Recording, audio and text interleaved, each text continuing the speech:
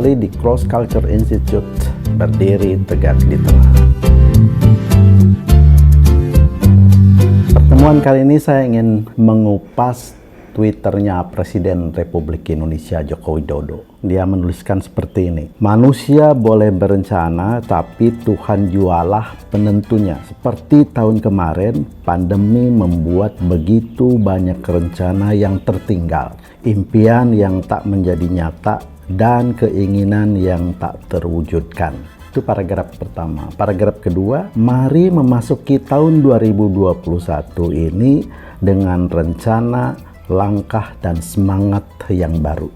Ini menarik ya, pada paragraf pertama, pada akhirnya Tuhan jualah yang menentu, yang sebagai penentu. Tapi paragraf kedua dia mengatakan, mari memasuki tahun 2021 ini dengan rencana, langkah, dan semangat yang baru.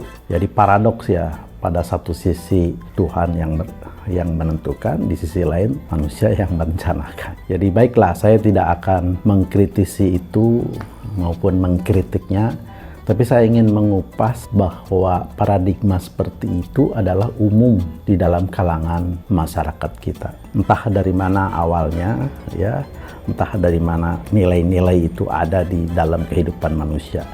Tapi yang paling penting dari sudut aspek yang paling penting, saya ingin mengatakan bahwa di dalam ajaran Al-Quran, di dalam ajaran Islam, Allah mengatakan bahwa a'udzubillahi minasyaitonirrajim, innallaha la yughayyiru ma biqaumin hatta yughayyiru ma bi anfusihim. Jadi sesungguhnya, ini ada kata inna, jadi taukid itu, bahwa sesungguhnya Allah tidak akan mengubah satu kaum hingga kaum itu mengubah oleh dirinya sendiri. Jadi jelas dan tegas bahwa setiap kegiatan, setiap perubahan yang ingin dilakukan oleh manusia itu adalah 100% menjadi kewenangan manusia itu sendiri. Dalam situasi seperti ini, menurut pikiran saya, menurut tafsir saya, Tuhan stand still, dia tinggal melihat saja, sudah menyerahkan saja semua kepada ikhtiar-ikhtiar manusia. Begitu.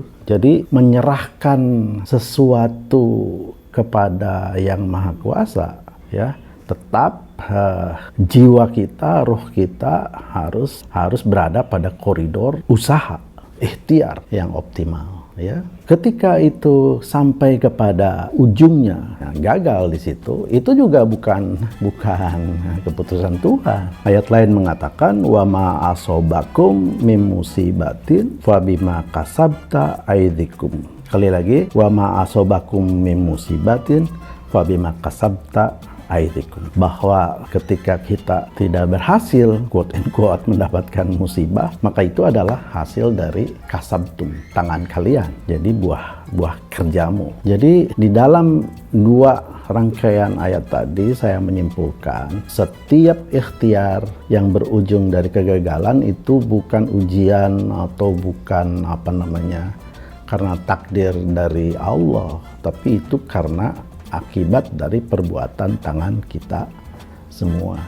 Memang ada ayat lain, fa'idza azamta fatawakkal 'alallah. Apabila bermaksud sesuatu, maka kita tawakal kepada Allah. Itulah akhlak kita sebagai seorang muslim, ya, bahwa memang semua tergantung kepada ikhtiar kita. Hasil yang dicapai juga adalah produk dari ikhtiar kita. Tetapi akhlak seorang muslim, faiza azamta fatawakkal 'alallah. Quote and quote bahwa fatawakkal 'alallah itu adalah, itu tadi terinspirasi dari dua ayat tadi, adalah ikhtiar yang seoptimal mungkin dengan kemampuan yang maksimum. Begitu. Jadi sekali lagi, setiap kegagalan, setiap keputusan jangan dikaitkan dengan Tuhan jualah yang menentukan. No.